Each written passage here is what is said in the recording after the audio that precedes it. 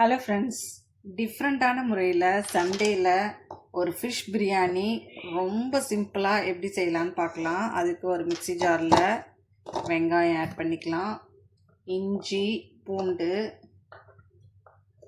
இது கூடவே தக்காளி, புதினா, கொத்தமல்லி எல்லாத்தையும் ஆட் பண்ணிக்கலாம். உங்களுக்கு வேணும்னா இதுக்கு காரத்துக்கு பச்சை மிளகா ஆட் பண்ணிக்கலாம்.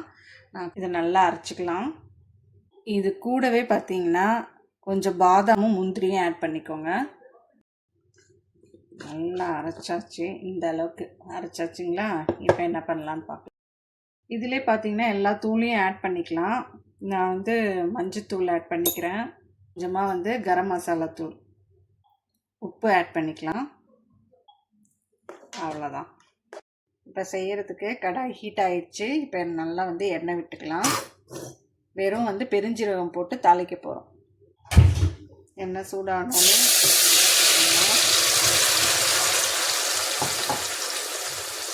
ஆக்சுவலாக எண்ணெய் ரொம்ப ஹீட் ஆகிடுச்சு, அதனால தான் உடனே இதை ஆட் பண்ணிட்டேன். கூடவே கொஞ்சமாக பெருஞ்சீரகமும் இதோட ஆட் பண்ணிட்டேன்.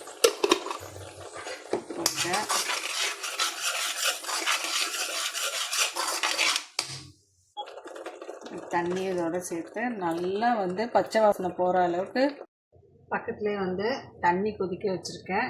இதில் உப்பு போட்டுட்டேன். இப்போ பாசுமதி ரைஸை இதோட ஆட் பண்ணிக்கலாம்.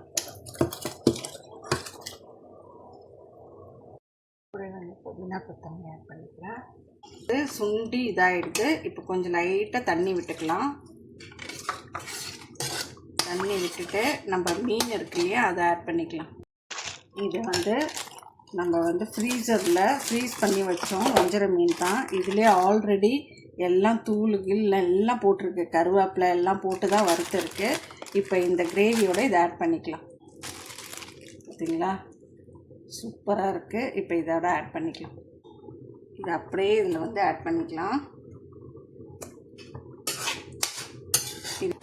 நான் எந்த தூளுமே ஆட் பண்ணல.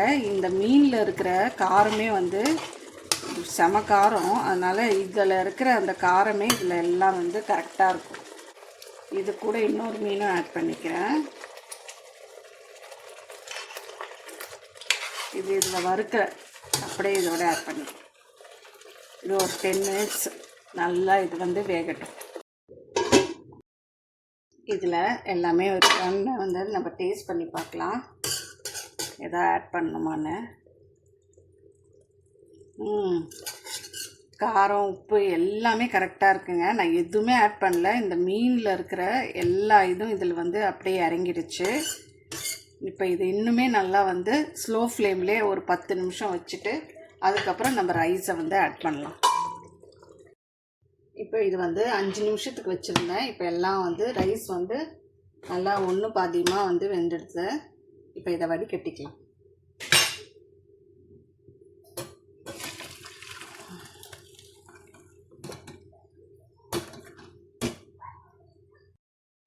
இப்போ இதில் நல்லா இதாகிடுச்சு மீனெல்லாம்.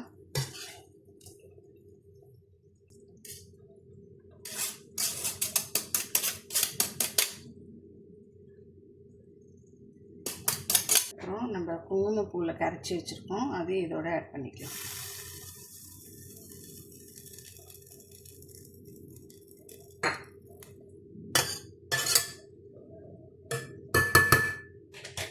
அப்படியே இதை தம் போட்டு ஒரு 10 நிமிஷம் தம் போட்டு இறக்கிட்டோன்னா சூப்பரான ஃபிஷ் பிரியாணி ரெடி. தம் ஆனதுக்கப்புறம் இப்படி தான் இருக்கு.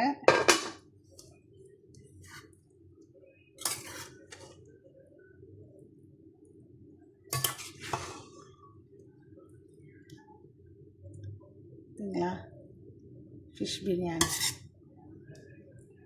இப்படி தான் போடணும்.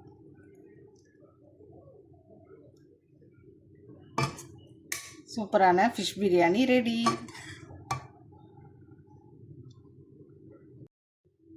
நிஜமாக சொல்கிறேங்க, அவ்வளோ செம்ம டேஸ்டியாக இருக்குது. அந்த மீனோட ஃப்ளேவர் எல்லாம் அப்படியே இறங்கிடுது பாருங்களேன். அவ்வளோ சூப்பராக இருக்குது. சாதம் நல்லா உதிரி உதிரியாக. இது பார்க்க நான் செய்யும்போது உங்களுக்கு டிஃப்ரெண்ட்டாக இருந்திருக்கும். ஆனால் இது அவுட்புட் பார்த்திங்கன்னா வேறு லெவலில் இருக்குது. கண்டிப்பாக நீங்கள் வந்து முடிஞ்சால் ட்ரை பண்ணி பாருங்கள். உங்களுக்கு ஃப்ரெஷ் மீன் கிடைச்சாலும் இதெல்லாம் செஞ்சு பாருங்கள். சூப்பராக இருக்கும் டேஸ்ட்டு. உங்களுக்கு ஏற்ற மாதிரி காரம் ஆட் பண்ணிக்கோங்க. இல்லை ஃபிஷ்லேயே வந்து நல்லா காரம் போட்டு வறுத்திங்கன்னா கூட அந்த ஃபிஷ்ஷோட இது வந்து ஃபுல்லும் சாப்பாடு இதில் இறங்குற மாதிரி பார்த்துக்கோங்க. எனக்கு வந்து காரம் பெருசாக ஒத்துக்காது. அதனால தான் நான் வந்து காரம் கம்மியாக சாப்பிடுவேன். ஸோ அதனால் இந்த பிரியாணி எனக்கு வேறு லெவல்.